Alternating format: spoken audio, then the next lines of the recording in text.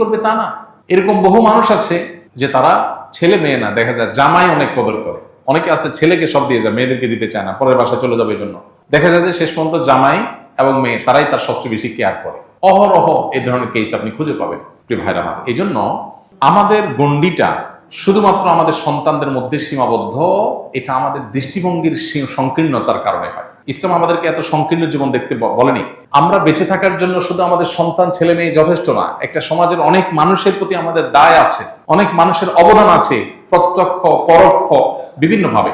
এই জন্য আমার সকল সম্পদ শুধু আমার ছেলে মেয়েই পাবে আর কেউ পাবে না, এটা অতি স্বার্থপরতার চিন্তার জায়গা থেকে হয়। আর মনে রাখা দরকার, সন্তানকে সম্পদ দিয়ে গিয়ে ধনী বানানো যায় না। আল্লাহ তাআলা যদি ধনী না বানান, আপনি সকল সম্পদ দেওয়ার পরে ওটা ফকির হয়ে যাবে। আল্লাহ যাকে যা দিতে বলেছেন, ইমানদার হয়ে থাকলে আল্লাহর নির্ধারণ করে আস্থা রাখেন, ইয়াকিন রাখেন, হ্যাঁ আপনি আপনার জীবদ্দশার সন্তানকে অবশ্যই দান করতে